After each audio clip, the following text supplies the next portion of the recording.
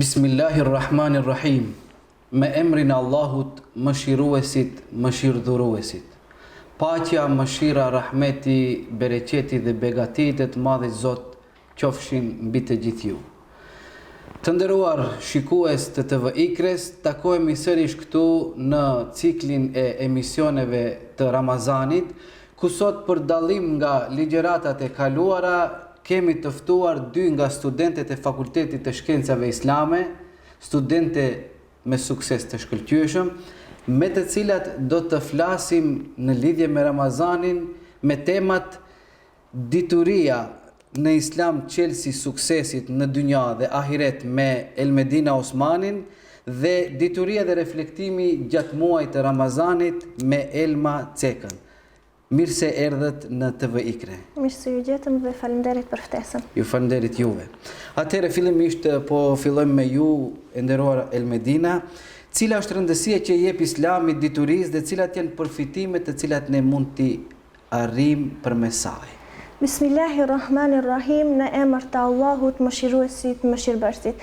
Selamet dhe salavatet qofshin mbi më të dashurin ton, Muhammedin alayhi salatu wassalam, familjen e tij të pastër, shokët e tij dhe të gjithë ata të cilët ndjekin dhe do ta ndjekin rrugën e tij deri në ditën e gjykimit. Esselamu alaikum wa rahmatullahi wa barakatuhu, paqja, mëshira dhe bekimet e Zotit qofshin mbi ju dhe familjet tuaja. Atëherë ne duhet të dimë se dituria është një aspekt shumë i rëndësishëm në Islam dhe padyshim duhet të folur për të në mënyrë që të nxisim të rinjt që të shkojnë drejt kërkimit të diturisë. Dituria është mjeti i cili të dërgon në krijimin e një jete të qetë dhe një jete të lumtur. Dhe dituria është ajo e cila na largon nga pengesat dhe vështirësitë të cilat njeriu mund t'i hasë gjatë jetës së përgjithshme. Gjithashtu, dituria është edhe një stoli e cila hieshon mendjen e njerëzve. Ashtu siç trupi i njeriut ka nevojë që të hieshohet me rroba të bukura, ashtu siç shpirti i njeriut ka nevojë që të hieshohet me adhurime ndaj Allahut fuqiplot, padyshim që edhe mendja e njeriut ka nevojë që të hieshohet. Dhe stolia e saj për ta hieshuar mendjen e njeriut, padyshim që është dituria. Dituria është arma më e fortë të cilën njeriu e ka në këtë botë, në këtë jetë toksore. Mirë, po ajo gjithashtu është edhe kapitali më i çmuar të cilën do ta ketë në ahiret. Pra, me anë të diturisë, njeriu ka dy përfitime. Përfitimi i tij i parë është në këtë botë, që dituria do t'ia ndriçojë jetën e tij, ndërsa shpërblimi më i madh do të jetë në ahiret, ku Allahu xhaleshanuhu do ta shpërblejë me shpërblime të pafundshme. Allahu xhaleshanuhu në fillim kur zbriti shpalljen nëpërmjet melekut Xhibril tek Muhamedi alayhi salatu wassalam, fjala e parë lidhet ngushtë me diturinë, të cilën i zbriti Muhamedit alayhi salatu wassalam, e cila ishte Iqra, lexo, mëso, studio. Ndërsa Muhamedi alayhi salatu wassalam i tha, nuk di të lexoj. Ndërsa fundi ishte lexo në emrin e Zotit tënd i cili krijoi çdo gjë. Pra, Allahu xhaleshanuhu është ai i cili filloi edukimin e krijesave të tij. Dhe padyshim që Allahu do të jetë ai i cili do të merret në vazhdimsi me edukimin e krijesave të tij. Allahu i lartë madhëruar me mëshirën e tij dëshiron që krijesave të tij t'u jep një dituri në mënyrë që ajo të ndriçojë jetët e tyre. Allahu xhaleshanuhu dëshiron që t'u tregojë krijesave të tij se leximi dhe mësimi janë një prej gjërave më të bekuara të cilat njeriu mund t'i ketë në jetën e tij. Dhe gjithashtu, nëse neve na mungon ky element në jetën tonë, kërkimi i diturisë, atëherë ajo do të na dërgojë në një errësirë të pashteshme në errësirën e ignorancës, e cila padyshim që ka pasojat dhe dëmet e saj. Pejgamberi alayhi salatu wassalam në një hadith të tij ka thënë, kërkimi i diturisë është i domosdoshëm dhe është me rëndësi për çdo burr dhe grua. Pra, shumë bukur pejgamberi alayhi salatu wassalam na tregon neve se këtu Islami nuk bën diskriminim ndërmjet mashkullit dhe femrës. Pra, kërkimi i diturisë është farsë dhe është obligim edhe për mashkullin edhe për femrën. Feridatun ala kulli muslimin, siç thot pejgamberi sallallahu alajhi wasallam. Pikërisht ashtu. Pasi sot gjendemi edhe në kohën ku shkenca ka avancuar, ku kemi një teknologji të avancuar, mirë po përsëri njeriu ka nevojë që të hulumtoj, ka nevojë që të studioj, për shkak se gjendet përballë sekreteve të cilat i bart universi. Dhe hulumtimi dhe studimi të cilat ne mund ta bëjmë na sjell në një fund, i cili është se çdo gjë është e krijuar nga Allahu fuqiplot. Dhe padyshim që çdo studim dhe çdo hulumtim neve do të na përforcoj edhe besimin ton tek Allahu xhaleshanuhu. Natyrisht që kemi ajete të shumta të cilat flasin për diturinë, ku Allahu xhaleshanuhu në një ajet të tij bën një lloj pyetje dhe thot: a janë të barabartë ata të cilët dinë dhe ata të cilët nuk dinë? Dhe padyshim nëpërmjet argumenteve dhe haditheve të cilat ne i kemi, padyshim shihet një dallim i qartë ndërmjet të diturit dhe të paditurit. Pejgamberi alayhi salatu wassalam në një hadith të tij ka thënë: kujt ja do Allahu të mirën, ja mundson kuptimin e thellë të fesë. Ndërsa në një hadith tjetër Muhamedi alayhi salatu wassalam ka thënë: kush ndjek rrugën e kërkimit të diturisë, Allahu do t'ja lehtësoj rrugën për në xhenet. Dhe kjo është një mishdë të cilën mund ta marrin jo vetëm muslimanët, por edhe të tjerët, se nëse dëshiron që të kërkosh dituri, Allahu do ta lehtësoj ti rrugën që të shkosh drejt qëllimit ton të cilët ne kemi, e që është xheneti i Allahut fuqiplot. Sot të rinjt fatkeqësisht mund të them se marrin shembuj të gabuar në jetën e tyre. Marrin shembuj që jo vetëm që i largojnë nga dituria, por i zhysin në ignorancë dhe në vepra të këqija. Nëse njeriu pyet dhe thot se cilin duhet që unë ta marr shembull për kërkimin e diturisë, padyshim që njeri më i ditur në historinë e njerëzimit është Muhamedi alayhi salatu wassalam, i cili jo vetëm që kishte dituri fetare, mirë po kishte dituri edhe në fushat të ndryshme të jetës së tij, qoftë në mjeksi, në kulturë, në administranë, në marrëdhënie ndërmjet njerëzve dhe kështu me radhë. Padyshim që edhe sahabët kanë lënë një trashëgimi të madhe të diturisë në kulturën islame, dhe ata duhet të jenë shembull që të rinjt tanë sot duhet t'i marrim si shembull në jetën e tyre. Gjithashtu edhe muslimanët e mëhershëm, ata kanë qenë kontribues të mëdhej, muslimanët të cilët normalisht kanë qenë të ditur, kanë qenë kontribues të mëdhej në shkenca të ndryshme, në mjeksi, në filozofi, në kulturë dhe kështu me radhë. Zakonisht njeriu si qenie kur dëshiron që të bëj diçka, atëherë ai thotë se çfarë përfitimi unë mund të kem prej saj. Dhe unë tash do t'i ceki tash disa përfitime të cilat njeriu mund t'i ketë prej diturisë dhe të cilat janë shumë të rëndësishme për jetën e njeriut. Si përfitim i parë është zhvillimi profesional dhe personal. Dituria na pajis me njohuri dhe me aftësi të cilat na përmirësojnë performancën profesionale dhe personale. Sa më shumë që të dimë dhe sa më shumë që të kuptojmë, ne do të kemi besim më shumë në veten dhe në aftësitë tona.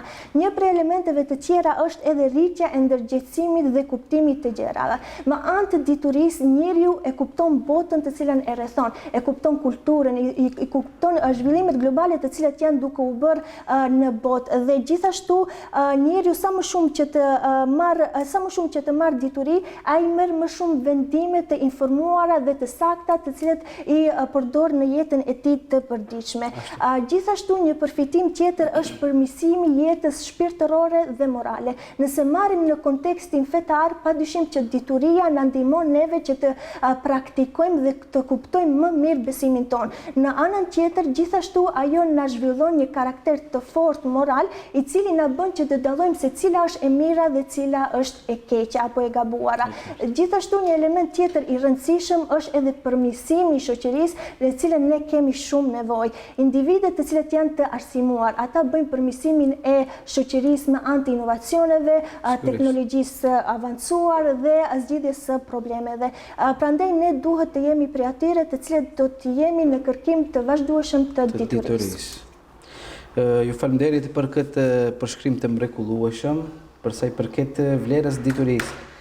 Cili do të ishte mesazhi juaj, të cilin e nxjerrim nga dituria apo nga roli i diturisë për teleshikuesit tanë të cilët na përcjellin nga rrjetet sociale, por edhe nga televizionet? Çfarë do ju thoni të shikuesve? Në kohën e sotme moderne duket sikur i ka rënë pak vlera rëndësia e diturisë, domethënë duket sikur i ka rënë vlera. Dhe ne duhet të jemi ata të cilët do ta rikthejmë vlerën dhe rëndësinë e diturisë. Mirë, por për ta rikthyer këtë vlerë, ne fillimisht duhet të dimë arsyet të cilat na kanë dërguar deri në zbehjen e diturisë tek të rinjt, sidomos tek të rinjt tanë. Prandaj në mënyrë të dimë arsyet në mënyrë që t'i eliminojmë ato. Si arsye e parë që kemi ardhur deri në këtë situatë është për shkak se jemi në epokën e teknologjisë, jemi në epokën e informacioneve dhe kemi shumë informacione saqë kemi të vështirë të dallojmë se cila është e vërtetë dhe cili është jo i vërtetë. Andaj edhe njeriu duket sikur është ngopur dhe është lodhur nga këto informacionet, prandaj edhe i largon nga jeta e tij. Gjithashtu shumë njerëz sot janë të fokusuar vetëm në aspektin material dhe dhënia përparësi aspekteve materiale ka bërë që të kemi më pak hapësirë për vlerat intelektuale dhe për kërkimin e diturisë. Gjithashtu duhet që sistemet arsimore, shkollat, universitetet, fakultetet të theksojnë më shumë rëndësinë të cilën e ka dituria. Të mundohen që të mbjellin në zemrat e nxënësve dhe studentëve dashurinë për kërkimin e diturisë dhe të mos bazohen vetëm në rezultate dhe në testime. Në kohën e teknologjisë apo në epokën e teknologjisë, gjithashtu ka ndryshuar mënyra se si njerëzit e kalojnë kohën e lirë. Në vend që të kontribojnë në lexime dhe studime të thella, ato merren vetëm me kënaqësitë të cilat janë të përkohshme në video apo në shikim të televizorit dhe kështu me radhë. Ajo çka dua të them është se dituria është dritë për rrugët e jetës. Ajo nuk ka kufi dhe nuk njeh mosh, por ajo i përket atij që ka një zemër të hapur dhe një mendje kurreshtare. Prandaj edhe ne duhet që të vrapojmë drejt diturisë. Të mësojmë çdo ditë diçka të re, e cila do të shërbejë neve dhe do t'ju shërbejë edhe të tjerëve. Prandaj lutim Allahun fuqiplot të na bëjë prej atyre të cilët kërkojmë diturinë, e duam diturinë dhe i duam njerëzit e ditur.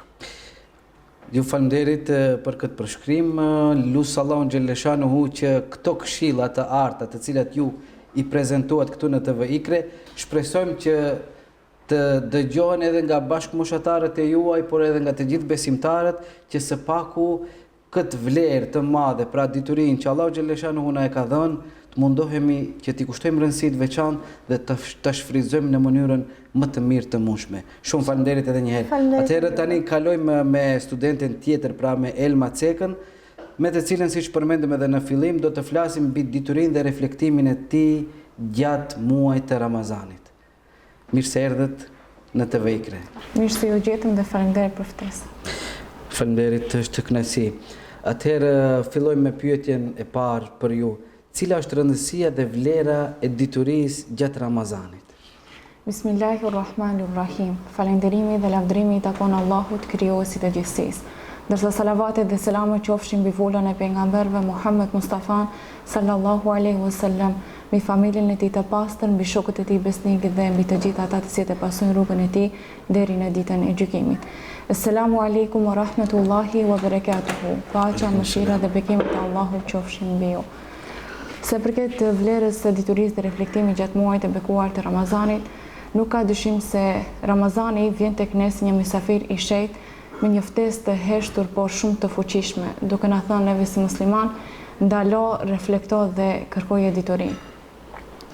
Në një realitet ku ne sot jetojmë dhe harrojmë të pyesim veten tonë se kush jemi dhe ku po shkojmë, Ramazani është ai moment i bekuar kur gjithçka fillon të ngadalësohet, ndërsa i zëri jon i brendshëm fillon të dëgjohet më qetë dhe më pastër. Neve zakonisht kemi thënë se muaji i bekuar i Ramazanit është muaji i pendimit, muaji i përmirësimit, muaji i mëshirës dhe faljes, muaji i kthimit të njeriut në rrugën e drejtë. Por padyshim se ky muaj i bekuar ka mjaft ndikime edhe në aspektin e shkencës dhe të diturisë. Ky muaj i bekuar nuk është thjesht një kalendar me 30 ditë agjerim, por ky muaj është një mundësi për të reflektuar mbi atë që jemi dhe realisht duam të jemi. Dituria dhe reflektimi mund të themi se janë krahët që e çojnë lart shpirtin në këtë udhtim. Dhe në qoftë se ne themi se agjerimi është zjarri që i djeg veprat tona, atëherë mund të themi se dituria është drita që ndriçon rrugën tonë.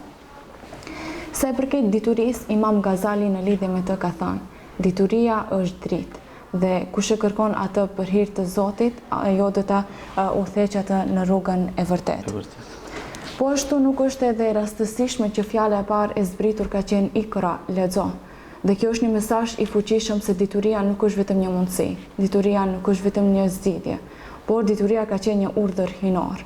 Një urdhër që na jep të kuptojmë se njeriu pa të nuk mund të ecë me sy mbyllur, pra pa diturinë dhe pa reflektimin.